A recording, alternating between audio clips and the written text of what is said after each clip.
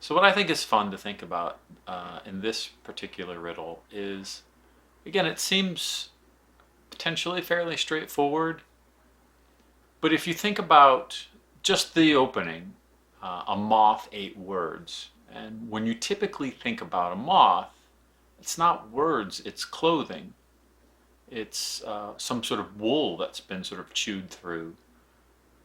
But then it immediately conjures up that image of a moth sort of chewing through something that you sort of left it, an item elsewhere, and when you come back to it, all of a sudden, oh no, it's got a lot of holes in it. How did that happen?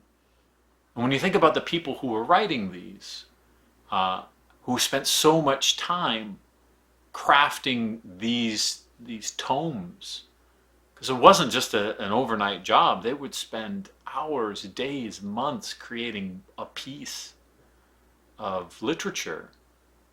And then to come back to it and see it all riddled with holes. I imagine that this is not necessarily so much a riddle, but that someone venting their frustration.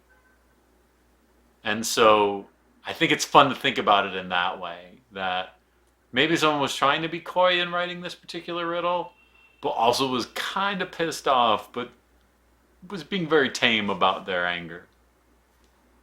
This is another fun way to sort of approach this particular riddle. Again, it seems a little more straightforward, but also to think about words like worm.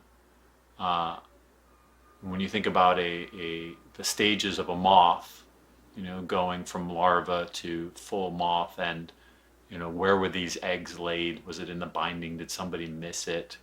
And all of a sudden come back and now there's moths flying around and all these books are full of holes.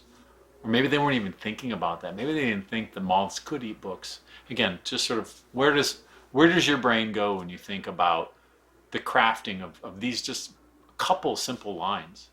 And then flipping it around, what is a person that devours a book?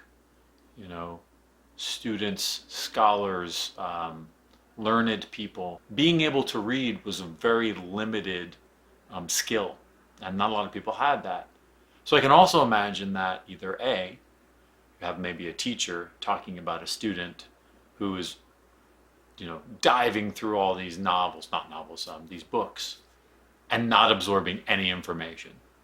So here is someone going, all right, we've seen the moths chew through the books and not learn anything. Maybe this was not an A+ student.